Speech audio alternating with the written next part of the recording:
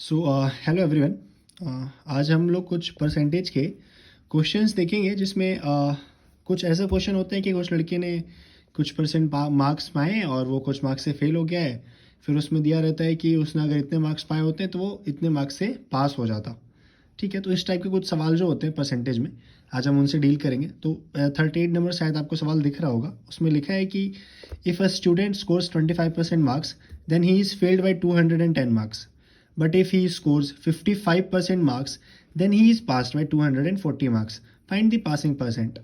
ठीक है, तो अगर हमें इस तरह के सवाल को अप्रोच करना है, फिर देखना है कि हम इन तरह के सवालों को कैसे कर सकते हैं।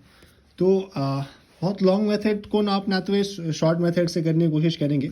एक हम क्या मान लेते हैं ना यहाँ पे कि एक ये नंबर लाइन है। ठीक है, हमारे पास ये एक लाइन है, कोई सी भी एक लाइन है छोटे से। ठीक है, शायद आपको दिख रहा होगा। हम यहाँ मान लेते हैं 0% है। ठीक है, यहाँ पे हम मान लेते हैं कि कितना है 100% है। ठीक है, तो इसके बीच में कहीं कोई ऐसी चीज़ होएगी x% वाली। ठीक है, x% वाली कोई चीज़ यहाँ बीच में होएगी ना, जो कि क्या होगा, पासिंग परसेंट होगा। ठीक है, हमें निकालना भी क्वेश्चन में ये है कि हमें पासिंग परसेंटेज फाइंड आउट करना है।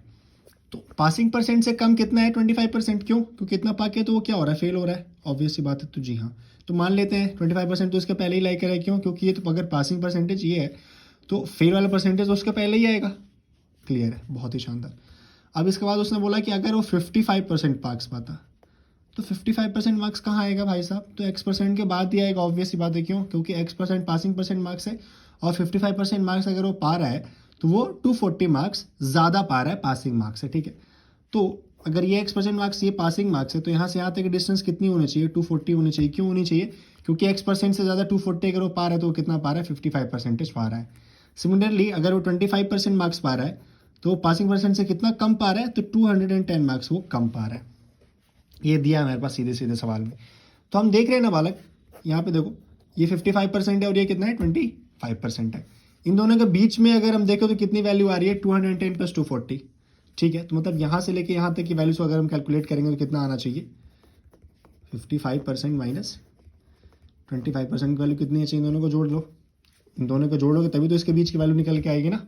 सिंपल सी मैथ से ये तो 240 + 210 कितना हो जाएगा, 450 हो जाएगा। ठीक है, तो जैसा कि हमें यहाँ पे दिख रहा होगा 30% की वैल्यू कितनी हो जाएगी, 450 हो जाएगी। बहुत ही सिंपल है ये तो 1% की वैल्यू कितनी हो जाएगी, यहाँ से इसको काटोगे तो 15 हो जाएगी। ऑब्वियस सी बात है, ये 15 हो गई। ठीक है, तो ठीक है भाई साहब, हमने 1% की वैल्यू निकाल ली, कितनी, 15 निकाल ली। अब हमें पासिंग परसेंटेज निकालना है, तो उसके लिए पहले हम क्या करेंगे, 25% की वैल्यू निकाल लेंगे या तो 55% की वैल्यू निकाल लेंगे। तो चलिए निकाल के देखते हैं। अगर 1% की वैल्यू उतनी है 15, तो 25% की वैल्यू कितनी हो जाएगी, 15 × 25। आ रही बात समझ में हमारी? अगर हम 15 × 25 करेंगे तो कितना आएगा, 75 और 375 आएगा। ठीक है, 375 आएगा ना, तो हाँ आना चाहिए। ठीक है, और इसमें हम क्या करेंगे, 25% में 375 में अगर हम 210 ऐड कर देंगे, मतलब कितना ऐड कर देंगे, 210, तो 585 आना चाहिए।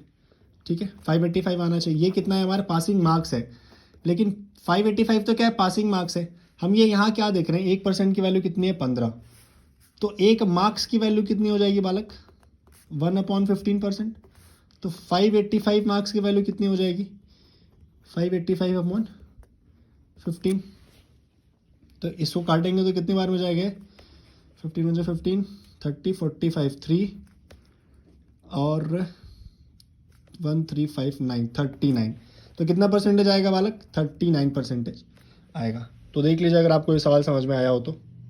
Thank you.